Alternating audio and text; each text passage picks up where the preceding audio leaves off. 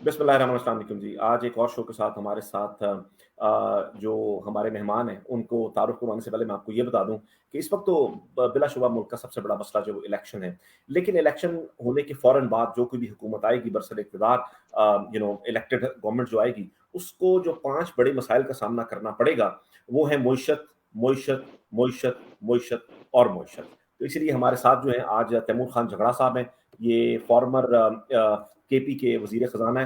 Timur بھائی السلام علیکم اینڈ ویلکم ٹو دی شو۔ وعلیکم السلام۔ اچھا تیمور بھائی پہلے تو دعا کر لیں، کیونکہ وزیر اعظم صاحب نے کہا دعا کریں IMF کا پروگرام مل جائے، تو ذرا ہم اجتماعی دعا کر لیں، انہوں نے کہا ہے اب تو دعا کر لیتے ہیں میرے خیال سے وہ تو لائٹر نوٹ یہ کیا چاہ رہے ہیں؟ کچھ لوگ کہہ رہے ہیں، یہ لوگ کہتے ہیں جی 30 جون تک ہمارا IMF کا پروگرام ہے وہ ختم ہوگا تو اس کے بعد حالات ٹھیک ہو جائیں گے، ہم بہت بڑا ریلیف دینے جا رہے ہیں عوام کو، کیونکہ یہ عمران خان نے معاہدے کیے ہوئے ہیں اور عمران خان کے معاہدے جو ہمارے گلے میں پڑ گئے ہیں۔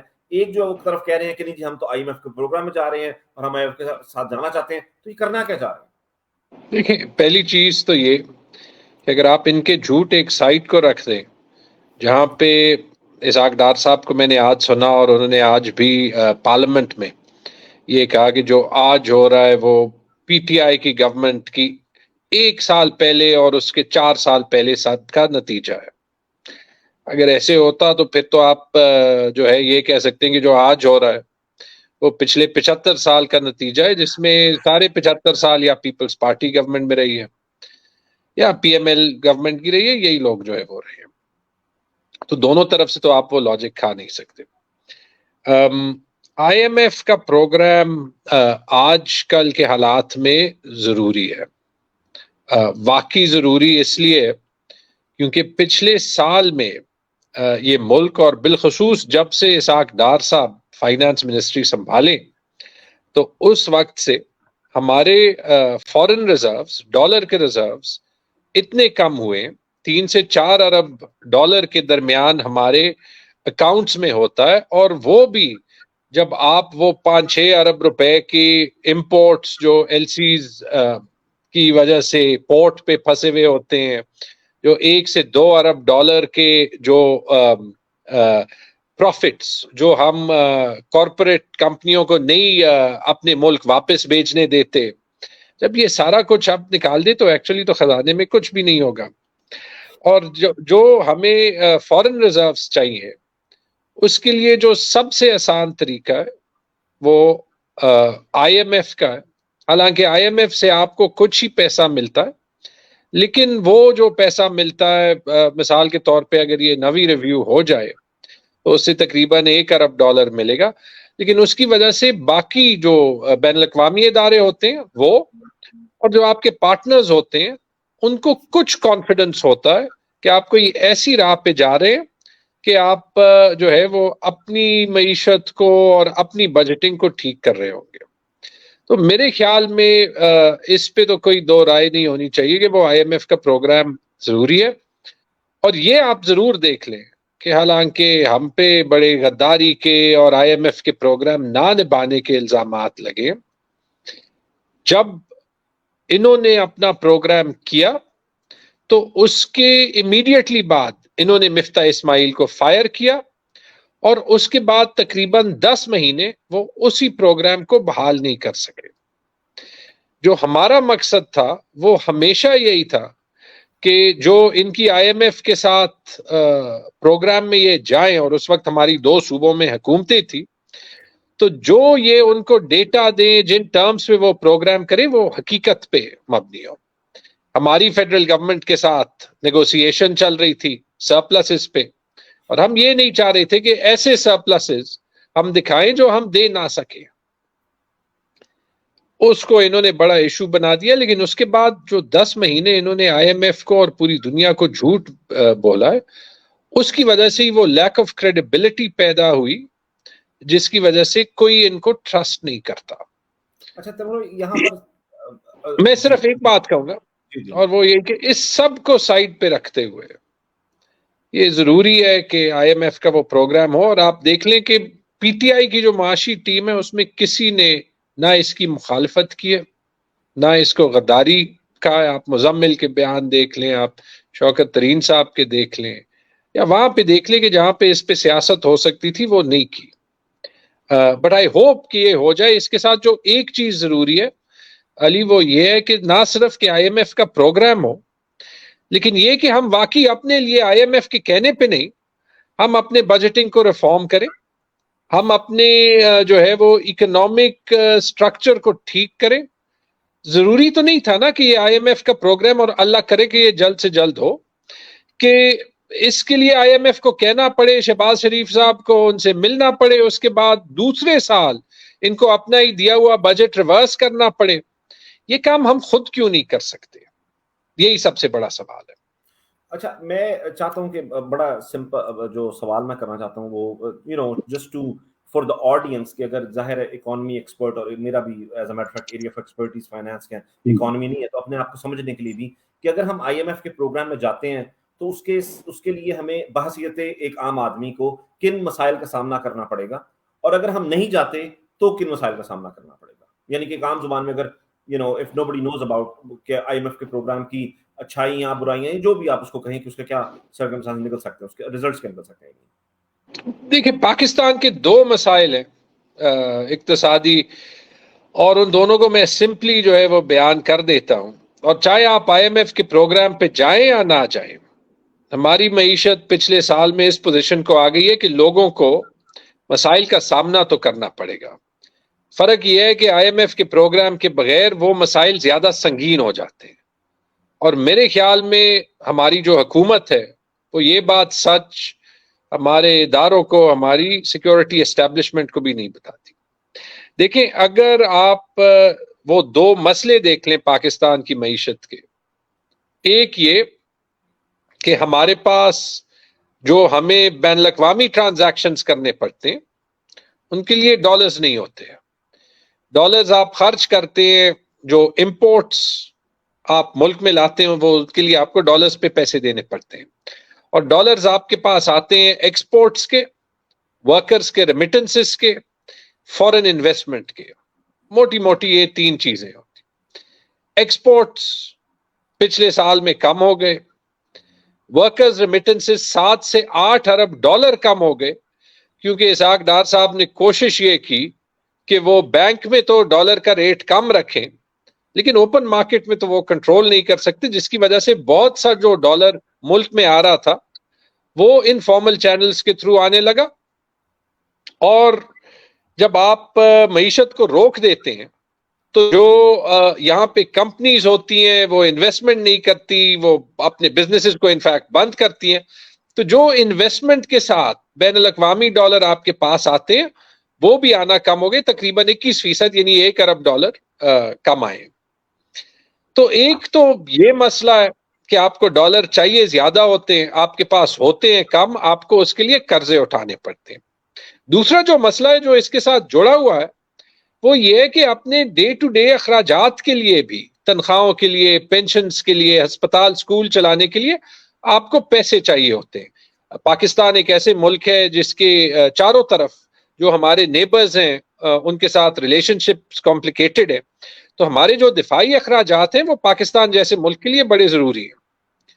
ہم نے اپنی معیشت کا اور اپنی حکومت کا سٹرکچر ایسے بنایا ہے کہ اس میں ہم تنخواہوں پہ اور پینشنز پہ آدھے سے زیادہ پیسے جو ہے وہ خرچ کر لیتے ہیں. اور حالانکہ ان پاپولر بات ہے، کہیں کہیں آپ کو جو ہے وہ ان پاپولر بات کرنی پڑتی ہے.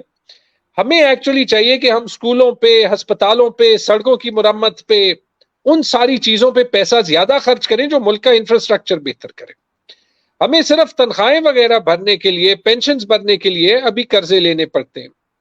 سیاستدانوں کا بھی قصور ہوتا ہے کہ ہم جو ہے وہ نئے اسپتال، نئے روڈز، نئے جو ہے یہ انفراسٹرکچر پروجیکٹس، جو ہماری جو شریف مافیا جو حکومت کو کنٹرول کرتی رہی ہے ٹریڈیشنلی، وہ لوگوں کو چونکہ اور کچھ دکھا نہیں سکتے، یہ برکس اینڈ مارٹر کے پروجیکٹ دکھاتے ہیں. تو اس کے لیے جو قرضے لینے پڑتے ہیں اس کی وجہ سے آپ کے اوپر قرضوں کا بوجھ بھی زیادہ ہوتا ہے، اور آپ کو مزید قرضے لینے پڑتے ہیں، اور وہ بھی ڈالرز میں لینے پڑتے ہیں. تو وہ ہمارا ایک دوسرا مسئلہ ہے کہ ہماری آمدن میں اور اخراجات میں بڑا فرق ہے. اس میں بھی جو ہے وہ کوئی چیلنج نہیں ہوا. جب آپ یہ دونوں چیزیں سامنے رکھتے ہیں تو الٹیمیٹلی اس کا عام انسان کے لیے دو نتائج ہوتے ہیں. ایک کہ جب آپ یا اپنی ڈالرز کا آؤٹ فلو کم کرنا کی کوشش کرتے ہیں یا آپ کے پاس پیسہ کم ہوتا ہے تو آپ کو اپنی معیشت سلو کرنی پڑتی ہے. اس کی وجہ سے نئی نوکریاں نہیں پیدا ہوتی, پرائیویٹ سیکٹر میں بات کر رہا ہوں, اور اس کی وجہ سے مہنگائی ہو جاتی ہے. کیونکہ جب پیسہ جو ہے وہ ڈالرز جب وہ اویلیبل نہیں ہوتے, ڈیمانڈ زیادہ ہوتی ہے, آپ کو جو ہے وہ مہنگائی کنٹرول کرنے کے لیے لوگوں کو سیونگز انکریج کرنی پڑتی ہے تو انٹرسٹ ریٹ زیادہ کرنا پڑتا ہے. اب جب وہ مہنگائی ہوتی ہے تو جو لوگوں کے پاس پیسے بھی ہوتے ہیں وہ بھی کم ہو جاتے ہیں. یہ سارا کچھ ٹھیک کرنے کے لیے دو تین سمپل چیزیں ہیں. ہمیں ایکسپورٹ زیادہ کرنی ہے. اگر ہمیں ایکسپورٹ زیادہ کرنی ہے ہم نے اپنی اکانومی پرائیویٹ سیکٹر کو کھولنی ہے, اور اس کے ساتھ ہمیں اپنے حکومت کا سٹرکچر ٹھیک کرنا ہے کہ حکومت میں اچھے لوگ آئے, ان کو اچھی تنخواہیں ملیں, وہ پورے پاکستان کی خدمت کریں اور وہ ہماری اکانومی کو بھی بہتر کریں. پرائیویٹ سیکٹر سے بہترین ٹیلنٹ آئے. اس میں دو چیلنجز ہیں, اس سب میں دو چیلنجز ہیں. ایک کہ پولیٹیکل سٹیبلٹی نہیں ہے. پولیٹیکل سٹیبلٹی الیکشن سے آتی ہے اور بالکل ایک ایسے ماحول سے آتی ہے جہاں پہ سیفٹی سیکیورٹی بالکل اس کے برعکس ہو جو آج کے پاکستان میں ہے.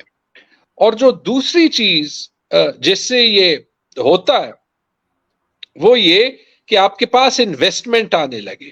اس کے لیے آپ کو بھی ایک سٹیبل گورنمنٹ چاہیے, سٹیبلٹی چاہیے, اور وہ بھی آج پاکستان میں نہیں ہے اور تب تک وہ شروع بھی نہیں ہو سکتی جب تک الیکشن نہ ہو. آپ اکانومی ٹھیک کریں گے تو آپ کو صرف سرکاری جابز پہ جو ہے وہ دار و مدار کم کرنا پڑے گا. آپ کو لوگوں کو تاحیات پینشنز کا نظام بغیر اس کے فائنینسنگ کے کوئی ہونے کا نظام کم کرنا پڑے گا. آپ جہاں حکومت میں آپ کے یا عام ٹیکس پیئر کے پیسے سے جہاں پہ 2 لوگ چاہیے ہوتے ہیں وہاں پہ آپ 10 لوگ بھرتی کرتے ہیں, جو صرف ایک انگریز کے وقت کا مائنڈ سیٹ ہے جہاں پہ ہم حکومت کو یا سرکاری پیسوں کو اپنا پیسہ نہیں سمجھتے تھے, یعنی ملک کا پیسہ نہیں سمجھتے تھے. تو وہ سارا ٹھیک کرنا پڑے گا. جب تک آپ وہ نہیں کرتے تو جو چیزیں ضروری ہے, پولیس پہ پیسہ خرچ کرنا, ڈیفنس پہ پیسہ خرچ کرنا, ریسکیو پہ پیسہ خرچ کرنا, ہسپتالوں اور سکولوں کے چلانے پہ زیادہ پیسہ خرچ کرنا, وہ آپ کے پاس ہو ہی نہیں سکتا. جو بھی آپ پاتھ لیں, آپ آئی ایم ایف کا پاتھ لیں یا آپ دوسرا راستہ لیں, دونوں طرف جو چیلنج ہوگا وہ یہ ہوگا کہ اس سب کو ٹھیک کرنے میں کچھ تکلیف تو اٹھانی پڑے گی نا. آپ جب اپنی آمدن زیادہ کریں گے, میں فنش کرتا ہوں, آپ جب اپنی آمدن زیادہ کریں گے تو آپ کو ٹیکسز زیادہ کلیکٹ کرنے پڑیں گے. جو بندہ ٹیکس نہیں دیتا اس سے ٹیکس لینا پڑے گا. آپ کو اخراجات کاٹنے پڑیں گے. تو فار ایگزامپل آپ نے جو امیروں کو مفت کی یونیورسٹیاں دی ہیں اس کا کوئی نظام چینج کرنا پڑے گا. جو سکولز پہ آپ 2 روپے خرچ کرنا کرتے ہیں جہاں پہ 5 روپے خرچ کرنے پڑتے ہیں اس کو ٹھیک کرنا پڑے گا. تو کئی لوگوں کو 1 روپے 2 روپے زیادہ اپنی جیب سے نکالنے ہوں گے, لیکن جب آپ ٹھیک چلائیں گے تو اس کا امپیکٹ بھی 2-3 سال میں لوگوں کو دکھائی دے جائے گا. اگر وہ آپ نہیں بھی کریں گے تو ایسا ہی ہوگا جیسے ابھی آپ نے لوگوں کی تنخواہیں 30% بڑھائی ہیں, لیکن ان کی جو پرچیزنگ پاور ہے اس 30% تنخواہ بڑھانے کے باوجود پچھلے سال سے کم ہے, کیونکہ مہنگائی 40% ہے. پیٹرول جو ہے وہ ڈبل ہو چکا ہے, بجلی کی قیمتیں ڈبل ہو چکی ہیں. تو 30% تنخواہیں بڑھنے کے باوجود لوگوں کو یہ لگتا ہے کہ پچھلے سال میری حالت بہت بہتر تھی. تکلیف اٹھانی پڑے گی, لیکن ایک ہی بار ہمیں اگر تکلیف اٹھاتے ہوئے ہم اپنی معیشت کو اور اپنے ملک کے گورننس سٹرکچر کو ٹھیک کر دیں تو پاکستان ہمیشہ کے لیے آگے بڑھ سکے گا. اور میرے خیال میں یہ جو راستہ ہے یہ بہتر راستہ ہے کہ ہم دوائی اگر کھائیں تو اس کا کوئی ہمیں نتیجہ بھی ملے. اچھا چلیں اب ذرا میں موو فارورڈ کرتا ہوں, کیونکہ آپ سابق وزیر خزانہ خیبر پختونخوا کے, تو میں ذرا اس سے ریلیٹڈ ایک سوال کرتا ہوں. پہلا تو یہ کہ جو فیڈرل نے بجٹ دیا اس کا خسارہ جو ہے فیڈرل کا وہ کتنا ہے, اور جو اس وقت جو انہوں نے خیبر پختونخوا کو دیا اس کا سرپلس کیا ہے, اگر آپ اس کو, اور اگر ہم اس کا کمپیریٹیو انالیسس بھی کرنے گا تھوڑا سا. تو دیکھیں یہ دو چیزیں اس طریقے سے تو میٹر نہیں کرتی، مطلب دونوں کا جو لنک ہے وہ اس طریقے سے نہیں ہے جو آپ کہہ رہے ہیں، لیکن اگر ہم پہلے فیڈرل بجٹ کا کہیں، وہ میرے خیال میں پچھلے سال اوور آل جو تھا آؤٹ لے وہ کوئی 9,000 ارب روپے کا تھا، اور اس سال کوئی 14,000 ارب روپے کا ہے، اور اس 14,000 ارب روپے میں ایکچولی جو ریسورسز فیڈرل گورنمنٹ جنریٹ کر سکے گا وہ کوئی 8,000 8,500 ارب روپے ہے۔ تو باقی جو سارا پیسہ ہے وہ نئے قرضے لے کے، اور جو ایک وجہ سے ہمیں آئی ایم ایف یا بین الاقوامی ادارے یا اپنے دوست ممالک سے بھی قرضے لینے میں دقت ہوتی ہے، وہ اس لیے ہوتی ہے کہ وہ کہتے ہیں کہ آپ ہم سے پیسے لیتے ہیں اور پھر آپ اس کو صرف جو ہے وہ آپ یا تو پولیٹیکل ڈیولپمنٹ پروجیکٹس میں لگا دیتے ہیں یا آپ اس کو اپنی تنخواہیں بڑھانے میں لگا دیتے ہیں۔ تو آپ اگر اپنے آپ کو ٹھیک نہیں کریں گے تو پھر اور کون کرے گا؟ ٹھیک ہے، تو یہ جو ابھی پچھلے 2-3 ہفتوں میں آئی ایم ایف سے بحث ہو رہی تھی وہ ان باتوں پہ ہی ہو رہی تھی کہ آپ ہم سے قرضہ لے رہے ہیں تو آپ ہمیں یہ تو ثابت کریں کہ آپ اپنی جیب کو ریسپانسبلی استعمال کر رہے ہیں، کہ یہ تو مطلب کہ 2 روپے کہ بجٹ میں تقریباً 1 روپے کا خسارہ ہے ایٹ دی فیڈرل لیول۔ ابھی ہم جب صوبوں پہ آتے ہیں تو دو چیزیں ہیں، ایک طرف تو وفاق اور صوبوں کے درمیان ایک ایم او یو ہوتا ہے جہاں پہ وفاق صوبوں کو کہتا ہے کہ آپ سرپلس چھوڑیں، اور وہ سرپلس مل جلا کے کوئی 650 ارب روپے کا ہے۔ یہ بات وہ آئی ایم ایف کو بھی کہتے ہیں، لیکن حقیقتاً صوبے وہ سرپلس چھوڑنے کی پوزیشن میں نہیں ہوتی اور نہیں چھوڑتی۔ اگر آپ پریکٹیکلی دیکھیں، سب سے پہلے سندھ کا بجٹ ہی دیکھ لیں، اس ایم او یو کے تحت ان کو 100 ارب کا سرپلس چھوڑنا ہے، سندھ نے 40 ارب روپے کے خسارے کا بجٹ پاس کیا ہے۔ تو حقیقت میں اور جو وہ کاغذ پہ سائن کرتے ہیں بڑا فرق ہوتا ہے۔ اس کی ایک وجہ یہی ہوتی ہے کہ ہمارا سسٹم اتنا عجیب سا بنا ہوا ہے کہ وفاقی حکومت جو تنخواہیں میں انکریز اناؤنس کرتی ہے سارے صوبے وہی فالو کرتے ہیں۔ تو جہاں پہ ہم کہتے ہیں کہ صوبے خود مختار ہیں کہ وہ اپنے ڈیسیجن لیں، ہم نے سسٹم ایسے نہیں بنایا۔ کو جو بندہ سرکار میں آتا ہے تا حیات اس کی نوکری ہوتی ہے، پھر پینشن ہوتا ہے، وہ اس کو کوئی نکال نہیں سکتا، اس سے کوئی کام نہیں نکال سکتا، اگر 10 میں سے 1 بندہ کام کرے تو وہ ٹھیک ہے۔ ایسے تو کوئی ملک معذرت کے ساتھ نہیں بنتا نا، اور ہم سب کا پاکستان۔ جب آپ خیبر پختونخوا اور پنجاب پہ آئیں تو خیبر پختونخوا اور پنجاب میں تو انٹرم گورنمنٹس نے یہ بجٹ دیے ہیں، اور ابھی میں خیبر پختونخوا کا بجٹ دیکھ رہا تھا اور اس پہ کچھ ٹویٹس بھی کیے۔ ان کو چونکہ آئین 4 مہینے کی بجٹ دینے کا اختیار دیتا ہے، انہوں نے ایک عجیب کام یہ کیا ہے کہ انہوں نے اپنے اخراجات تو دکھائے ہیں، انہوں نے اپنی آمدن دکھائی نہیں ہے، اور نہ دکھاتے ہوئے وہ کچھ ایسے اخراجات کو بھول گئے ہیں جو کہ بجٹ میں ہے ہی نہیں۔ مثال کے طور پہ انہوں نے 20 ارب روپے کا آٹا جو رمضان میں بانٹا تھا، بڑی غلط طریقے سے بانٹا تھا، اس میں کچھ لوگوں کی اموات بھی ہوئی تھی، اس کے پیسے آج تک بھی نہیں دیے اور بجٹ میں بھی نہیں دیے۔ تو 20 ارب روپے کا تو خسارہ یہ ہو گیا۔ آپ قبائلی اضلاع کا بجٹ دیکھ لیں تو ان کے نمبرز کے مطابق 4 مہینے میں 40 ارب روپے خرچ ہوں گے، 40.5 ارب روپے، تو 12 مہینوں میں 121.5 ارب روپے ہو گئے۔ قبائلی اضلاع کا بجٹ جب تک نیا این ایف سی نہیں ملتا اس کے پیسے وفاق سے آتے ہیں، وفاق نے صرف 66 ارب روپے دیے ہیں، تو 55 ارب روپے کا خسارہ تو یہ ہو گیا۔ یہ ساری 2 چیزوں کی وجہ سے، ایک یہ کہ جب غیر منتخب حکومت ہوتی ہے تو وہ اکاؤنٹیبل فیل ہی نہیں کرتی۔ تو جہاں پہ ہم ایک بجٹ لائن کو پبلکلی دکھاتے تھے اور کوشش کرتے تھے کہ ہر سال وہ بجٹ پچھلے سال سے زیادہ ٹرانسپیرنٹ ہو، وہاں پہ آج یہ حکومت جو ہے وہ 4 صفوں کا ایکسپینڈیچر دکھا کے کچھ کہنے کے لیے تیار ہی نہیں، اور کہتے ہیں کہ آئین ہمیں اجازت نہیں دیتی کہ ہم اپنی آمدن دکھائیں۔ بغیر آمدن کے آپ بجٹ بنا کیسے سکتے ہیں؟ کیونکہ بجٹ تو پبلک سیکٹر میں کہتے ہی اس کو ہے کہ آپ یہ دکھائیں کہ آپ کی آمدن کتنی ہے، آپ کے اخراجات کیا ہیں، اور آپ نے کچھ پیسے بچائے ہیں یا آپ کہیں سے بوروئنگ کر کے کچھ خسارہ دکھا رہے ہیں۔ خسارہ دکھانے میں بھی کوئی دقت نہیں ہے، لیکن ایک حکومت کی جو سب سے پہلی رسپانسبلٹی ہوتی ہے وہ ٹرانسپیرنسی کی ہوتی ہے، وہ مسنگ ہے. اور جو آپ نے کہا خیبر پختونخوا کو سب سے بڑا چیلنج یہ ہے کہ، اور ہمارے ملک کا ایک چیلنج یہ ہے کہ جنرلی بھی ہے، ہم اپنے حکومت سے بھی لڑتے تھے جب ہم جو ہے وہ وفاق میں بھی ہماری حکومت تھی، کیونکہ یہ پاکستان کی بیوروکریسی کا ایک کلچر ہے. لیکن اس وقت خان صاحب بات مانتے تھے، مڈل گراؤنڈ راستہ نکل جاتا تھا. 10 سال جو پی ٹی آئی نے خیبر پختونخوا میں کام کیا ہے، اس کی وجہ سے تاریخ کی سب سے مقبول جماعت پی ٹی آئی اور عمران خان خیبر پختونخوا میں بنی ہے. لیکن آج کے دن اور پچھلے سال جب سے پی ڈی ایم کی گورنمنٹ آئی، تو یہ ایک سال میں پی ڈی ایم کی گورنمنٹ خیبر پختونخوا کو 240 ارب روپے قرضدار ہے. اچھا کیوں قرضدار ہے؟ کیونکہ وہ خود خسارے میں ہے تو صوبوں سے پیسے کاٹتے رہتے ہیں. لیکن اس کی جو چھوٹے صوبوں پہ اثرات دیکھیں، ایک تو جو آج کا روپے ہے وہ سال سے پہلے کے روپے کے نسبت تقریباً 66% اس کی ویلیو رہ گئی. 180 کا ڈالر ابھی 300 کا ڈالر ہو گیا. 300 میں بھی نہیں مل رہا، رائٹ. 300 کا بھی نہیں مل رہا، آفیشل ریٹ کی میں بات کر رہا ہوں. لیکن اسی طرح آپ پھر یہ دیکھ لیں کہ جب ایک صوبے کا جس کا ٹوٹل جو ہے وہ ایکسپینڈیچر سال میں 1100-1200 ارب روپے ہونا چاہیے، اس سے آپ 240-250 ارب روپے نکال دیں تو نہ صرف آپ صوبے کا بہت بڑا نقصان کر رہے ہیں، آپ پورے ملک کا فائنینشیل نظام اور ملک کی معیشت پہ بہت بڑا اثر کر رہے ہیں. کیونکہ اس کا مطلب کہ ڈیولپمنٹ بجٹ جو ہے وہ رک جائے گا.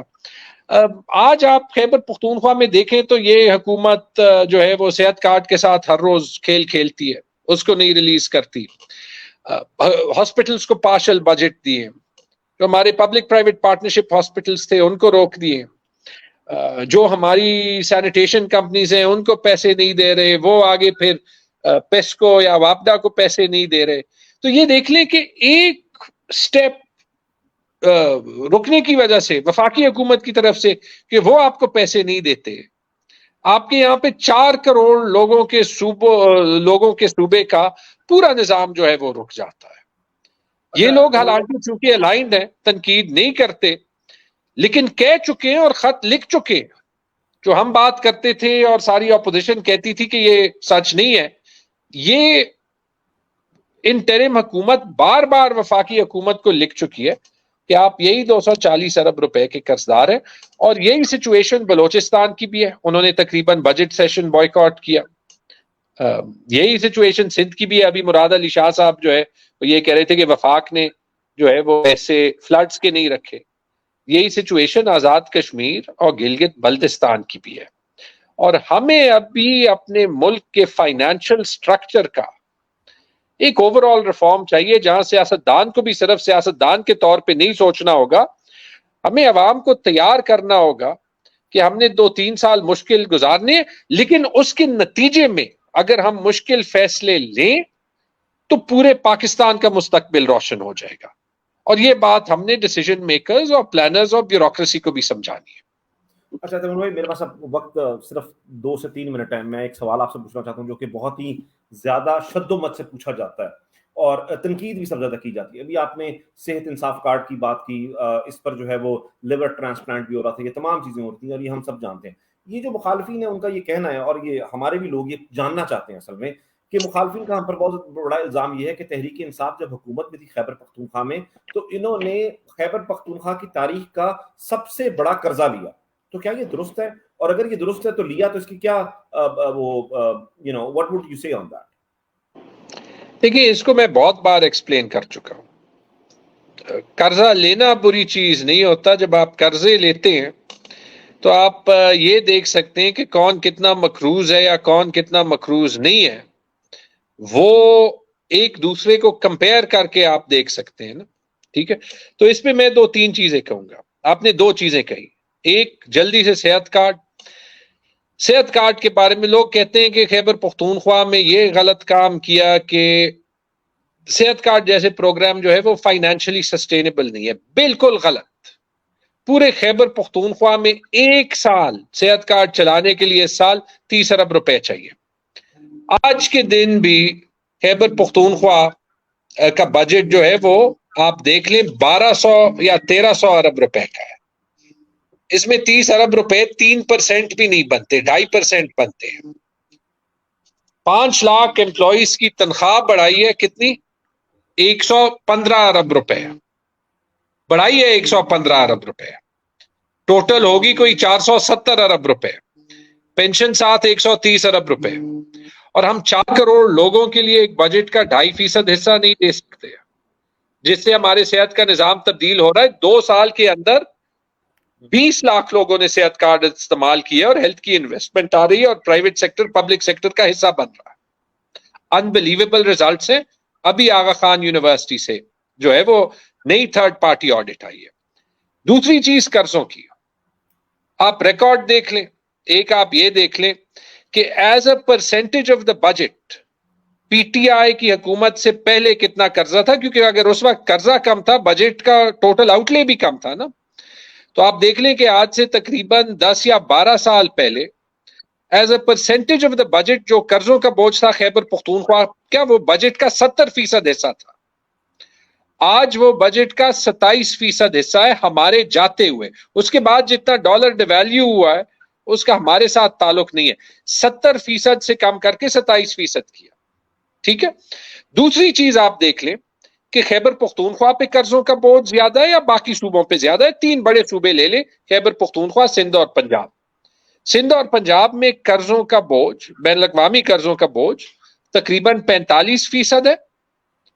وہاں مطلب خیبر پختونخوا سے بہت زیادہ بڑا ہے, خیبر پختونخوا کا 27% ہے, اس سے بھی بہتر ہے. تیسری چیز آپ یہ دیکھ لیں کہ قرضوں سے امپیکٹ کیا ہوا ہے. آپ وہ بڑے پروگرامز دیکھ لیں, آپ بی آر ٹی دیکھ لیں, بی آر ٹی کے لیے اس سے پشاور کی اکانومی ٹرانسفارم ہوئی ہے. انٹرنیشنل ایوارڈز ملے, 3 لاکھ لوگ اسے ہر روز استعمال کرتے ہیں. اس کے علاوہ جو بڑے ڈیمز ہیں, اس ٹائپ کے پروجیکٹس ہیں, اس کے لیے ہماری قرضوں کی سسٹینیبلٹی اس لیے بھی بہتر ہے کہ ہم نے 3 سال میں, پچھلے 3 سال میں, اس سال ریونیو نہیں بڑھے گی, اپنی ریونیو بھی 3 گنا بڑھائی. چیلنج کیا تھا جس چیز سے لوگ مکس کرتے ہیں, وہ یہ مکس کرتے ہیں کہ جو ہمارا پیسہ ہمارے لیے وفاق کلیکٹ کرتا ہے اور اس نے ہمیں دینا ہوتا ہے, اس کے 250 ارب روپے نہیں دیے. وہ 250 ارب روپے دے تو خیبر پختونخوا جو ہے وہ بہت ہی بہتر سچویشن میں ہوگا. اور آخری چیز آن دا ریکارڈ میں یہ کہوں, جس وقت ہم جا رہے تھے اور ہم وہ واحد حکومت تھے جو ہر 6 مہینے بعد اپنی ڈیٹ رپورٹ پبلش کرتی تھی, ان لوگوں نے ایک فالس فگر نکالا تھا کہ 1000 ارب روپے خیبر پختونخوا پہ قرضہ ہے. ہماری آخری رپورٹ کے مطابق وہ 350 ارب روپے ہوگا, اور آج کے دن ڈیویلیویشن کے بعد بھی وہ تقریباً 450 پونے 500 ارب روپے ہوگا. یعنی ان کے فگر سے آج بھی آدھا. تو یہ بات سراسر غلط ہے, اور عوام اس کا بہترین فیصلہ کرتی ہے. عوام نے جو فیصلہ خیبر پختونخوا میں 2 بار دیا ہے وہ کبھی تاریخ میں نہیں دیا. واحد حکومت ہے پی ٹی آئی جو خیبر پختونخوا کی تاریخ میں کبھی ری الیکٹ ہوئی ہے کنزیکٹیولی, اور واحد حکومت ہے 1951 کے بعد جس کو سمپل میجورٹی بغیر کوalition کی ملی ہے. تیمور بھائی thank you so very much, آپ کا بہت بہت شکریہ. دیکھیں جس طرح کہ ہم نے پروگرام کے آغاز میں کہا تھا کہ اس وقت تو اس ملک کا سب سے بڑا مسئلہ جو ہے وہ الیکشن ہے, لیکن اگر الیکشن ہونے کے بعد جو کوئی بھی الیکٹڈ گورنمنٹ آئے گی اس کے 5 بڑے مسائل جو ہیں معیشت معیشت معیشت معیشت اور معیشت ہوں گے. اب یہ جو پالیٹکس سیاسی چیز ہے اور جو اکانومی ہے یہ ایک دوسرے سے انٹرلنکڈ ہے. اب ان تمام مسائل کا حل ہم اپنے ہر پروگرام میں کہتے ہیں, ہم یہ دوبارہ یہ کہیں گے جو یہاں پر مقتدر حلقے ہیں, جو ارباب اختیار ہیں, کہ اس ملک کو آگے بڑھانے کا کسی بھی طور پر, اقتصادی طور پر, معاشی طور پر, کسی بھی طور پر آگے بڑھانے کا ایک ہی حل ہے, اور وہ حل ہے اس ملک میں فری اینڈ فیئر الیکشن. آپ تمام لوگوں کا پروگرام دیکھنے کا بہت شکریہ.